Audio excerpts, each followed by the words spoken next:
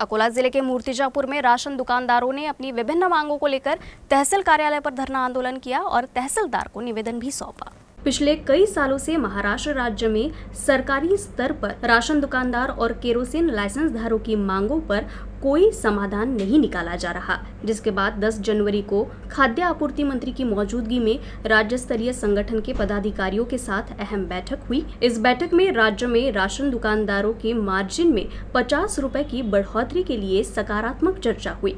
जल्द ही इस फैसले को लागू किया जाएगा, ऐसा आश्वासन भी दिया गया, लेकिन आज तक इस मुद्दे पर चर्चा के लिए राज्य संगठन के पदाधिकारियों के साथ कोई बैठक नहीं हुई।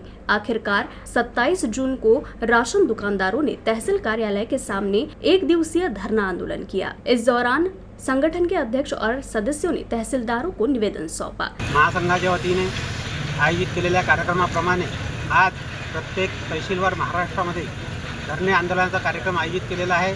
त्या अनुषंगाने आज येथे धरणे सुरू आहेत। जिल्ह्यात 2 तारखेला संपूर्ण जिल्ह्यात एक दिवसीय आंदोलनाचा कार्यक्रम आयोजित आहे। सर्व दुकानदार तिथे पण पूर्ण महाराष्ट्रात संपूर्ण जिल्ह्यावर हजर राहतील।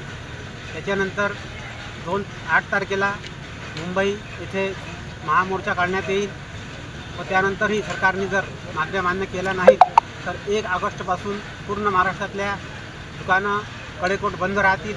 याची सरकारने नोंद घ्यावी व स्वस्त अन्य दुकानदार संघटनेच्या मागण्यावर पूर्ण लक्ष घालून ते पूर्ण करण्यासाठी सहकार्य करावे।